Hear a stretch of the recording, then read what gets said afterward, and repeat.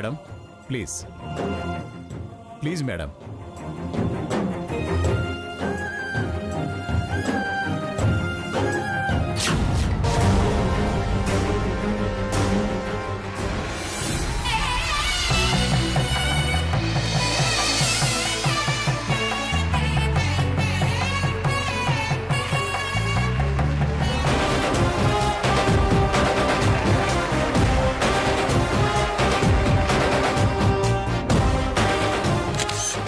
డబ్బు ఎవరిదైనా తొలి పెట్టుబడి నీ చేతుల మీద నుంచే అందుకుంటున్నానమ్మా. నీ చేతి చలవ మా స్థాయిని మార్చాలి.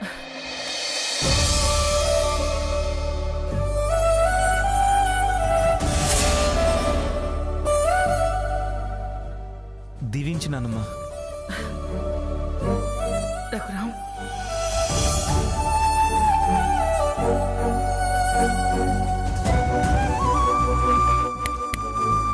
ఇది నా స్థానం. ఇప్పటికైనా అర్థమైందా భగీరథి? మంగా, ఎందుకు ఇంకా చచ్చిన పావును చంపుతావు? ఇది మనం ఆనందించాల్సిన సమయం. ఈ సంతోష సమయాన్ని సంబరంగా పంచుకోవాల్సిన టైం ఇది.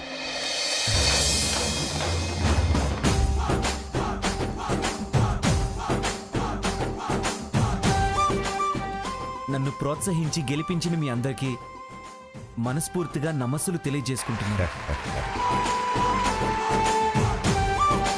ఈ పోటీని నిర్వాహకులు వారు కొత్తగా లాంచ్ చేయబోయే సైకిల్ ప్రమోషన్కి వారు ఏర్పాటు చేశారు. కానీ అది నా లైఫ్ ప్రమోషన్కి ఉపయోగపడుతుంది.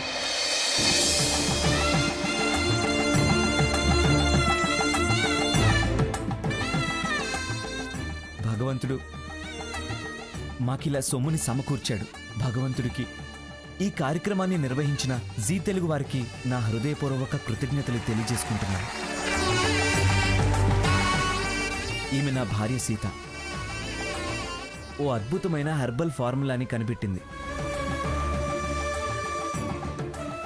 దాని పేటెంట్ సంపాదించడానికే మాకు 10 లక్షలు అవసరమైంది.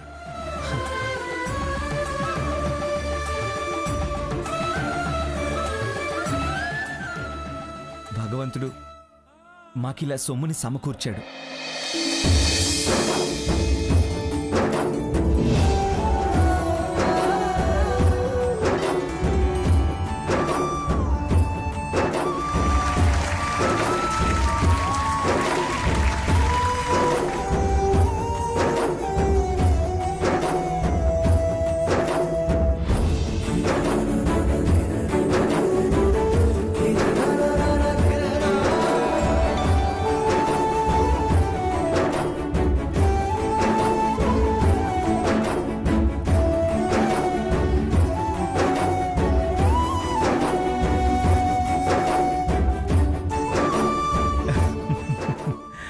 దించండి దించండి.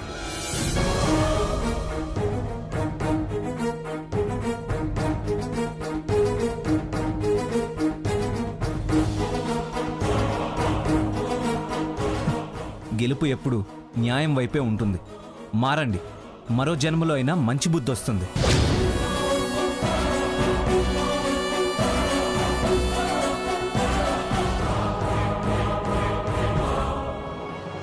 అర్థమైందిగా మా ఆత్మవిశ్వాసం ఎంత గొప్పదో.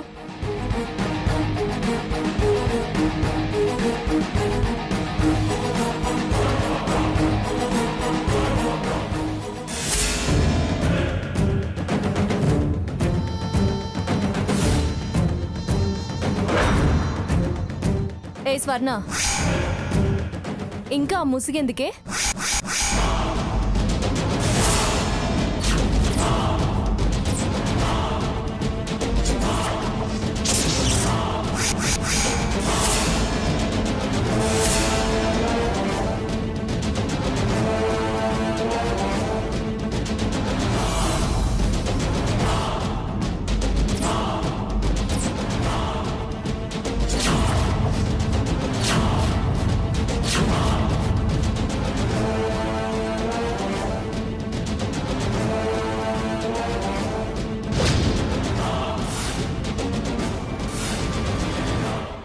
నీకు బుద్ధి రాలేదే?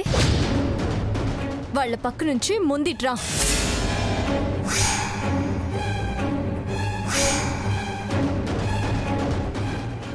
ఎరా, దొంగ దెబ్బ తీయాలని చూస్తారా? దేవుడు ఏం చేశాడో చూశారుగా. ఏంట్రా ఇంకా చూస్తున్నావు? మన రఘురాం బాబుని ఓడించాలని చూశారు. మనం తలో చేయి వేస్తే ఆ తర్వాత ఈ నలుగురిని 16 మంది మోసుకెళ్తారు.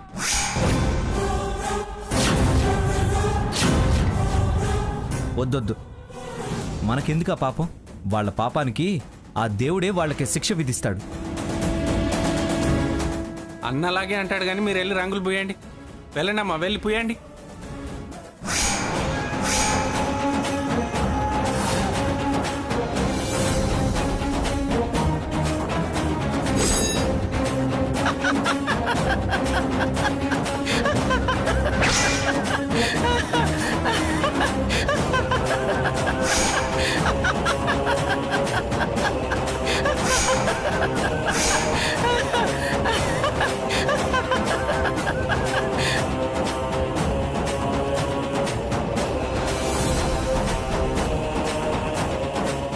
ఆంటీ, మీ ఫేస్ కి నల్ల రంగు రాశారు.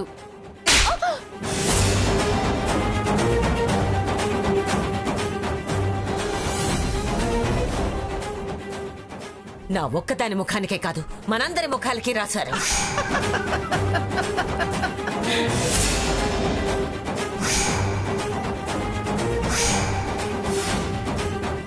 రఘురాం, ఆ జ్ఞాపికల ఇవరా. పిఠాపురం లోగిళ్లలో దగదగా మెరుస్తూ నీ గెలుపుని వాళ్ళ ముఖాల్ని గుర్తు చేస్తూ ఉంటుందిరా.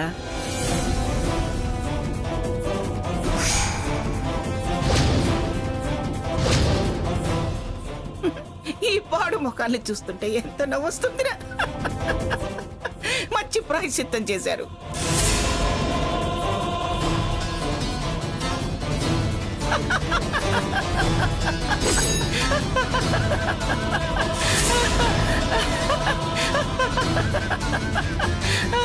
మంగా మంగా,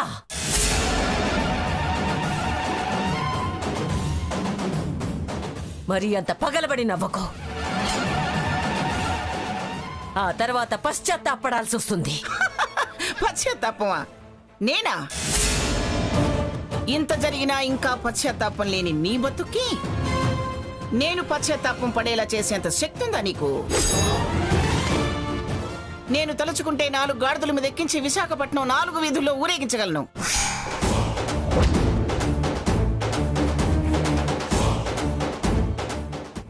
నన్ను పశ్చాత్తాపం పడేలా చేస్తుందట పశ్చాత్తాపం.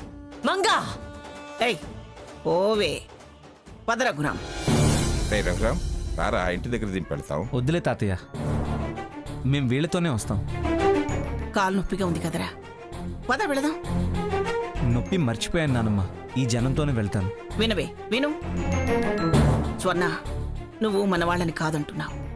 ఈ జనం వీళ్ళని వాళ్ళనుకుంటున్నారు, నెత్తినెక్కించుకుంటున్నారు.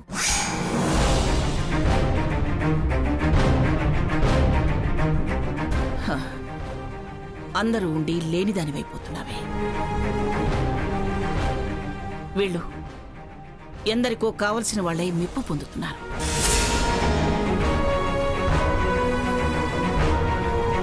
అది మంచికి చెడుకి ఉన్న తేడా.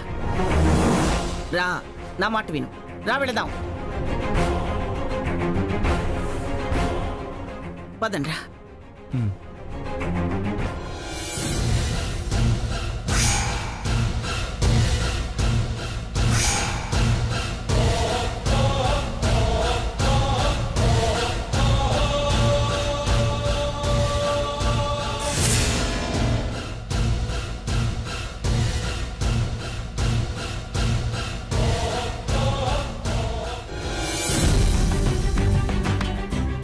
లక్ష్మి, సాకేత్, చూడండిరా, చూడండి. నా మనవడు సాధించిన విజయం తాలూకు జ్ఞాపిక.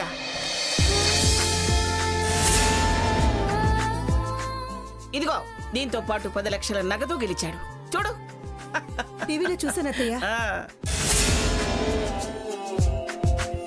టీవీలో చూస్తేనే మాకు ఆనందంతో కళ్ళు చెమర్చాయి. అక్కడే ఉండి ప్రత్యక్షంగా చూస్తూ మీరెంత పొంగిపోయారు. పొంగిపోవటం ఏమిటి లక్ష్మి?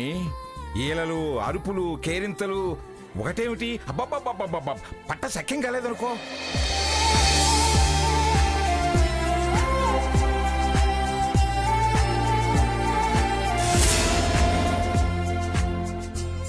అసలు వీల్ చైర్ వదిలేసి తనే పరిగెత్తుతుందేమో అన్నంతగా చేసింది.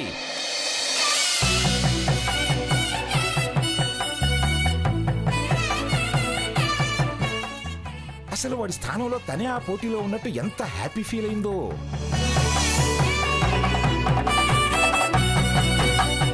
చాలా ఎక్సైట్ అయింది లక్ష్మి.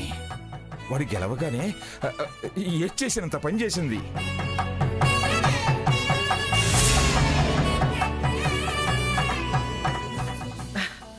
అది ఏడుపు కాదండి, ఆనందంతో ఉబ్బి తబ్బిబ్బైపోయాను. అవునత్తయ్య, రఘు తన బాధను కూడా లెక్క చేయకుండా లక్ష్యం కోసం పందెం గెలిచాడు. వాళ్ళ పట్టుదలని వాళ్ళే గెలిపించుకున్నారు. పిఠాపురం వారి పౌరుషం చూపించారు లక్ష్మి. ఒరే బుజ్జోడా, చూడరా, బాగా చూడు, మీ పెదనాన్న పందెం గెలిచి సాధించాడ్రా. మన పౌరుషానికి గుర్తు.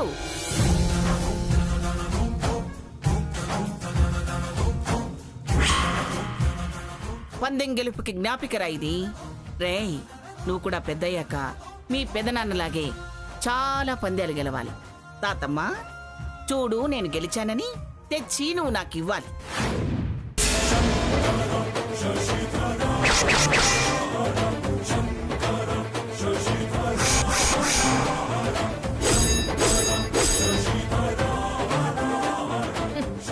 ఏంటి వీడు గెలిచేది తెచ్చిచ్చేది? అలాంటి పందాల్లో పాల్గొనాల్సిన కర్మ వీడికేం పట్టింది?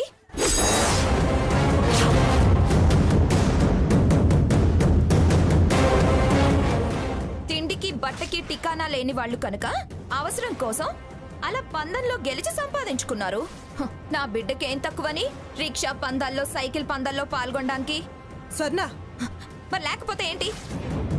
అదేదో ఒలింపిక్స్ లో సాధించిన గోల్డ్ మెడల్ అయినట్టు, క్రికెట్ వరల్డ్ కప్ అయినట్టు నాన్న పెద్ద నాన్నలా రిక్షా లాగు, సైకిల్ తొక్కు అంటుంది. నువ్వు గెలుపులో డబ్బు అవసరం మాత్రమే చూస్తున్నావే, కానీ మేము గొప్ప విజయాన్ని, పంతాన్ని, పట్టుదలని, పౌరుషాన్ని చూస్తున్నాం.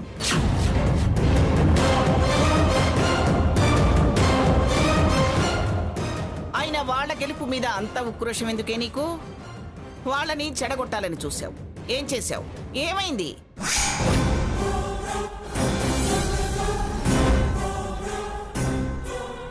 చెడగొట్టే పనులు పురమాయించడానికి మొహానికి తెరచల్లా కట్టుకుని వచ్చావు కదా. నీ మొహాన చెప్పుతో కొట్టారు, వాడు గెలిచాడు. అయినా ఇంకా సిగ్గు లేకుండా మాట్లాడుతున్నావేంటే? చక్రాల కింద సూదులు వేయించారు, ఏం చేయగలిగారు?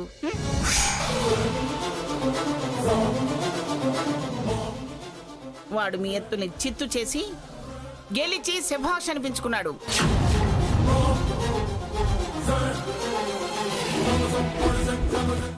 బ్యాచ్ అంతా దిగారు కదే. మొత్తం అందరి ముఖాలకి నల్ల రంగు రాశారు కదే జనం.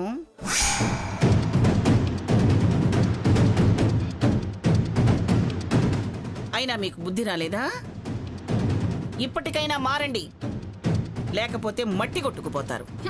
అదో గెలుపు, మీదో సంబరం. అలాంటి బజారు పందాలు ఓ పందాలేనా? వీడికి ఆ గతి లేనోళ్ళకి పోలికేంటి? ఏయ్ సొన్నా, ఏం కూసావు? ఎక్కడికి వెళ్తున్నావు? సాకేత్, ఆగరా. వెళ్ళనివ్వమే. ఎందుకు వాడిని ఆపుతావు? కోపంగా వెళ్తున్నాడు కదా అత్తయ్య. వెళ్ళని. వెళ్ళి దాని వాగుడు రోగం తగ్గేలా 4 వాయిస్తాడు. లక్ష్మి, నువ్వు వెళ్ళి కాస్త పంచదార, జీడిపప్పులు ఎక్కువ వేసి పాయసం చెయ్యి. పంచదార ఎక్కువ? ఏం పర్వాలేదండి. నా మనవడి గెలుపుని సెలబ్రేట్ చేసుకోవాలి. పంచదార ఎక్కువ? ఏం పర్వాలేదండి, బాగా తినచ్చు. ఇంకో మాత్ర కూడా వేసుకోవచ్చు. ఈ ఆనంద సమయంలో నేను మీ నోరెందుకు కట్టేయడం? హాయిగా తినండి. ఏంటి పిచ్చి పిచ్చిగా వాగుతున్నావు? గెలిచింది ఎవరే? మా అన్నయ్య. అయితే ఏంటి? ఆయన గార్లా వీడు గతి లేనోడై డబ్బు కక్కుర్తికి సైకిల్ తొక్కాలా? పళ్ళు రాలుతాయి. డబ్బు కక్కుర్తే ఉంటే వాట అడిగేవాళ్ళుగా. పౌరుషం గల వాళ్ళు. వాళ్ళను మరొక్క మాట అంటే నేను ఊరుకొని జాగ్రత్త. అయినా లోకమంతా వాళ్ళ గెలుపుని మెచ్చుకుంటుంటే నువ్విలా వాళ్లను వాళ్ళ విజయాన్ని ద్వేషించి నీకున్న కుళ్ళు బుద్ధిని బయటపెట్టుకున్నావు. మా అన్నయ్య మంచి గుణం, పౌరుషం, పట్టుదల వీడికి రావాలనే నేను కోరుకుంటున్నాను. నలుగురు మెచ్చుకునే వాళ్ళని మెచ్చుకోలేకపోవడం సంస్కారం కాదు. అవతలి వాళ్ళ చెడుని కోరుకున్నంతకాలం మనం ఎదగలేం.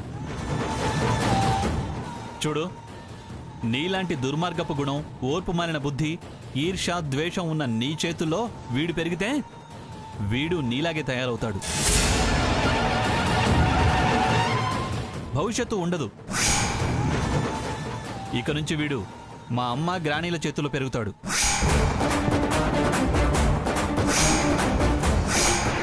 నా పోలికే వీడికి వచ్చిందనుకుంటాను. నువ్వు మారేదాకా అంతే.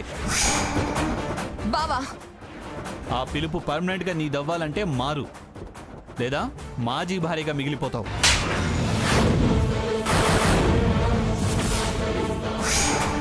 నీ ప్రవర్తనే నాకు నీ మీదున్న ప్రేమని చంపేస్తోంది.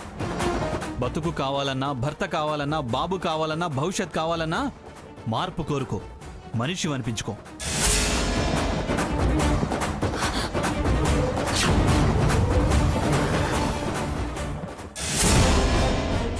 గ్రాని, అమ్మ, అన్న, వదిన అంటూ నువ్వు మారి నన్ను మారమంటావా? ఎందుకింత ప్రేమ పొంగుకొస్తుంది నీకు? వాణ్ణి వాళ్ళ చేతుల్లో పెడతావా?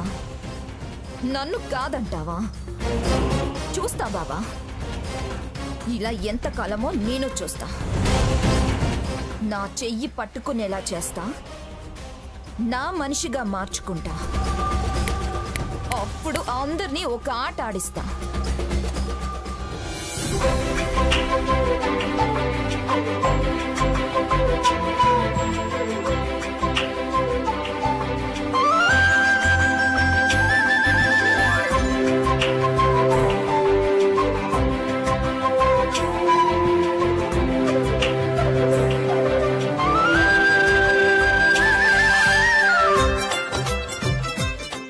సీత, ఏం చేస్తున్నావు?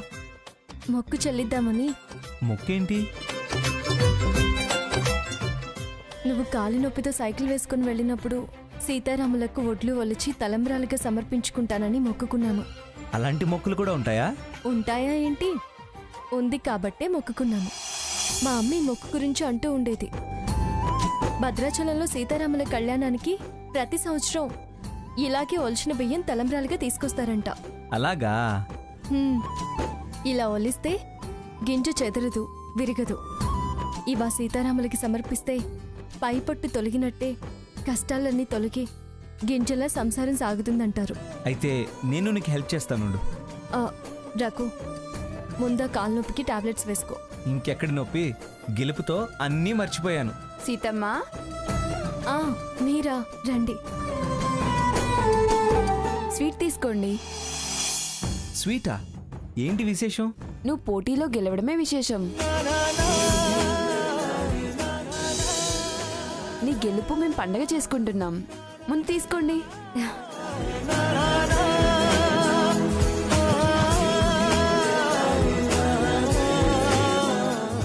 ఏంటమ్మా ఒడ్లు ఒలుస్తున్నావు? రాములోరి పెళ్లికి తలంబ్రాలు మొక్కుకుందంట. ఓ, ముడిబియ్యం మొక్క చాలా మంచిది.